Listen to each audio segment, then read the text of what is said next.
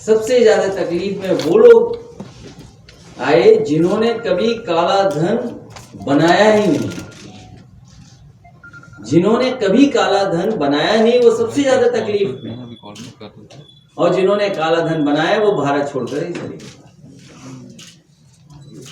जो आरबीआई के आंकड़े वो आपके सामने हैं कि पूरा का पूरा पैसा जमा हो गया। जितनी करेंसी आरबीआई में आनी थी वो पूरी की पूरी करेंसी वापस आ गई, और उसी का परिणाम है कि आज तक भारत की अर्थव्यवस्था जितनी ऊपर जानी चाहिए थी नहीं आई, और अर्थव्यवस्था बिगड़ती चली जा रही है।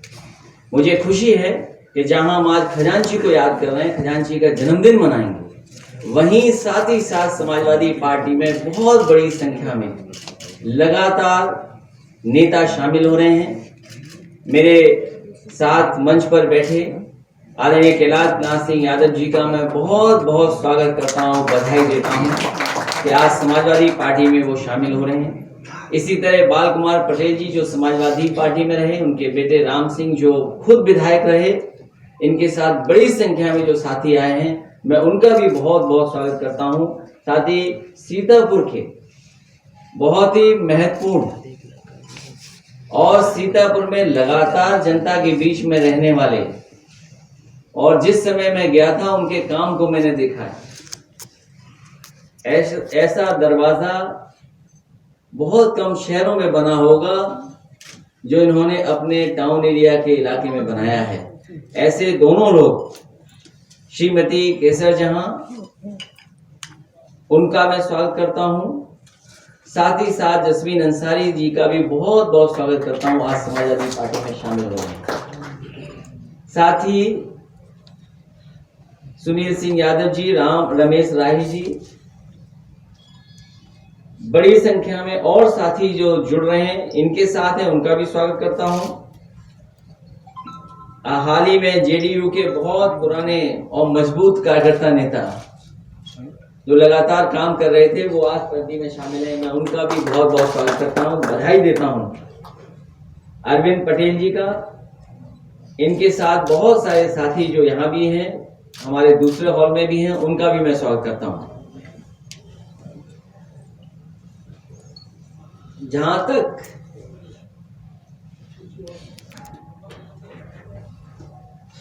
क्योंकि सबके नाम पढ़ पाना मुश्किल है, क्योंकि अध्यक्ष जी ने पढ़ दिया, इसलिए अध्यक्ष जी ने जिन नामों को जोड़ा है उन सभी साथियों का स्वागत करता हूं, लेकिन विशेष स्वागत मैं करता हूं अपने साइकिल चलाने वाले साथी का। और मुझे खुशी है कि जिन्होंने पूरी दुनिया देख ली लगभग साइकिल से चल करके, और साइकिल चला के न जाने कितने देश की सीमाएं पार कर ली इन्होंने, मौसम बदलते हुए देखे होंगे, और अब समाजवादी पार्टी में आए हैं, इसलिए मैं इनका विशेष स्वागत करता हूं, क्योंकि साइकिल पर इनका अनुभव ज्यादा है और साइकिल ही पार्टी को आगे बढ़ाने आए, इसलिए मैं इनको बधाई देता हूं। और सबसे बड़ी बात यह है कि जो इन्होंने कहा कि एक्सप्रेसवे जैसी सड़क नहीं देखी, एक्सप्रेसवे जो बना वैसा एक्सप्रेसवे देश में नहीं बना। हमारे पत्रकार साथियों को याद होगा कि एक एक्सप्रेसवे बनाने की खुशी मनाने की तैयारी सरकार की थी, और सरकार ने यह दावा किया था कि समाजवादी पूर्वांचल एक्सप्रेसवे दिवाली तक खुल जाएगा। अब हमारी दिवाली तो आ गई, भारतीय जनता पार्टी की दिवाली कब आएगी? और भारतीय जनता पार्टी दिवाली नहीं मनाती है, लोगों का दिवाला निकाल देती है, ऐसी भारतीय जनता पार्टी। इसलिए अपने जितने साथी आज शामिल हो रहे हैं उनको मैं बधाई देता हूं, स्वागत करता हूं। मैं उत्तर प्रदेश उन्होंने जीत लिया, और कई बार बहुत सारे भारतीय जनता पार्टी के नेता और कई जगह से ये बात आती थी कि ये नोटबंदी हुई है, ये नोटबंदी इसलिए हुई है कि उत्तर प्रदेश में कैसे भी भारतीय जनता पार्टी जीत जाए। नोटबंदी ही नहीं बल्कि बड़े बड़े फैसले जो सरकार ने लिए हैं उससे जनता को निराश किया है। भारतीय जनता पार्टी ने पूरे देश की जनता का भरोसा तोड़ा है। देखिए, एक सवाल है, कल बिहार चुनाव के रिजल्ट्स आ रहे हैं, जो एग्जिट पोल में नतीजे रुझान आए हैं उससे इशारा होता है कि बिहार से कल एक नई शुरुआत हो सकती है। तो क्या आप मानते हैं कि कल जो शुरुआत होगी वो राजनीति में एक नया अध्याय लिखने जा रही है 22 से पहले? मैं आपके चैनल पे देखूंगा कि कैसी शुरुआत लिखते हो, क्योंकि मैं देखूंगा कि क्या हेडलाइन बनती है, मेरा उसका इंतजार रहेगा। इसी से जुड़ा सवाल है कि 7 सीटों के भी उपचुनाव के नतीजे आएंगे, आप क्या एक्सपेक्ट कर रहे हैं अपनी पार्टी के लिए? हमारे पास कोई एग्जिट पोल की मशीनरी नहीं है कि हम कैसे बता दें, लेकिन मैं ये बता दूं के लिए जो कुछ जगह पर तो सूचनाएं ऐसी हैं, क्योंकि अभी हम बात उसको बढ़ाना नहीं चाहते हैं। 10 तारीख का जब रिजल्ट आ जाएगा, जब कभी दोबारा हम और आप बैठेंगे दिवाली से पहले, आप बूथ वाइज पूछ लेना, हम बता देंगे कि प्रशासन क्या कर रहा था। कुछ बूथों की हमें वीडियो है हमारे पास, जब हम और आप बैठेंगे तो वीडियो में दिखा दूंगा कि किस तरीके से पुलिस ने क्या काम किया है।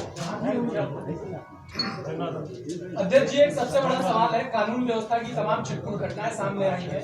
ऐसे में एक घटना आई है, भदोही के भाजपा सांसद को रंगदारी के लिए फोन किया है लोगों ने, तो ऐसे में आम आदमी के लिए कानून व्यवस्था को आप किस रूप में देखते हैं? ये सरकार हटे, कानून व्यवस्था ठीक होगी। आपने उत्तर प्रदेश में दी थी, वो आप ही के द्वारा देखा गया फेसबुक पे, आपने भारतीय जनता पार्टी की जिस तरीके से गाड़ी धक्का लगाते हुए सिपाही ले अब जनता धक्का लगाएगी तो जान लो कौन से हटेंगे। अंत होना शुरू हो गया है। भारत के बाहर भी ऐसे लोग जो समाज को बांट के काम करना चाहते थे, उनको जनता ने क्या रास्ता दिखा दिया, और रास्ता ऐसा दिखाया है कि अब दोबारा उस रास्ते पे नहीं चल सकता कोई। मुझे तो खुशी है इस बात की कि वहां पर एक ग्रुप ऑफ जो जर्नलिस्ट हैं, उन्होंने ये दावा किया कि वहां के 4 साल में एक राष्ट्रपति ने 22,000 से ज्यादा झूठ बोले।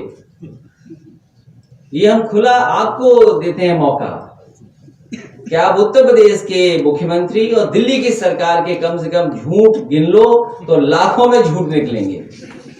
अगर अमेरिका में 4 साल में 22,000 बार झूठ बोला गया हो, 22,000 झूठ, और अगर हमारे साथी गिन लें यहां पर उत्तर प्रदेश के झूठ और दिल्ली वाले झूठ मिलाकर के, तो कम से कम लाखों निकलेंगे। वैसे यूपी का पड़ला भारी है।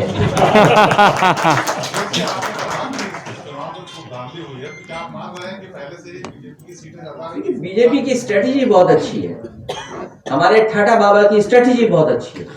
इस्लामिक सेंटर ऑफ इंडिया ने एक लेटर लिखा है भारत सरकार को कि हज यात्रियों को रियायत दी जाए इनकम टैक्स से, जीएसटी से फ्री किया जाए हज को, आप क्या कहेंगे? हम तो कहेंगे कि बहुत सी चीजें फ्री होनी चाहिए। एक्सप्रेस वे फ्री होना चाहिए। एक्सप्रेस वे फ्री क्यों नहीं है? इलाज फ्री क्यों नहीं है? आपका बिजली इतना महंगा है, ये फ्री क्यों नहीं है? बिजली, आपको बिजली फ्री मांगना चाहिए। आप लगता है बिजली का बिल नहीं देते हो, या आपको मीटर की जानकारी नहीं होगी, बिजली मीटर, या जीएसटी की जानकारी नहीं होगी कि किसान को जीएसटी कितना देना पड़ रहा है। और अगर फ्री ही करना है तो हमारे किसान जिसका धान की आप एमएसपी नहीं दे पाए हो, उसको कुछ डीजल में रियायत दे दो, उसको कुछ खाद में रियायत दे दो, और कम से कम ये तो बता दो, आप सदस्यता के लिए तो मिस्ड कॉल है आपके पास, भारतीय जनता पार्टी का सदस्य बनना है तो इस मिस्ड कॉल नंबर पे मिस्ड कॉल दीजिए। हम उन्हीं भारतीय जनता पार्टी के लोगों से जानना चाहते हैं कि किसान कौन सा नंबर मिलाएं, किस पर मिस्ड कॉल दें जिससे धान का उन्हें एमएसपी मिल जाए और गन्ने के किसान को उसकी भुगतान हो जाए। बताइए हमें कहाँ है भारतीय जनता पार्टी का मिस्ड कॉल नंबर? सर, एक इम्पोर्टेंट क्वेश्चन है, शिक्षा से जुड़ा हुआ है। आप ही इम्पोर्टेंट हो हमारे लिए।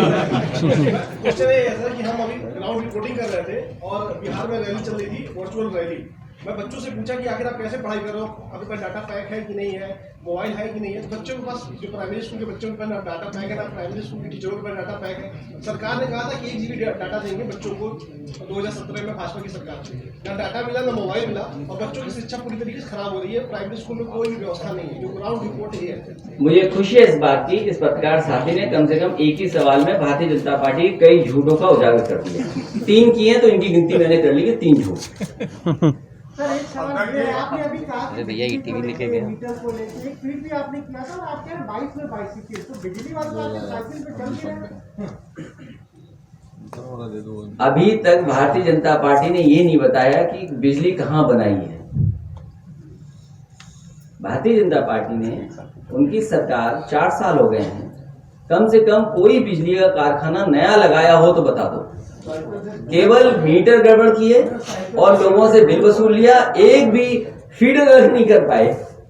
अखिलेश जी, अभी सरकार ने एक बड़ा फैसला लिया है। अखिलेश जी, बिजली मंत्री खुद ही साइकिल पे आ गए सर। अखिलेश जी, सरकार ने एक अभी बड़ा फैसला लिया है कि स्वास्थ्य की वजह से बहुत लोग साइकिल चला रहे हैं।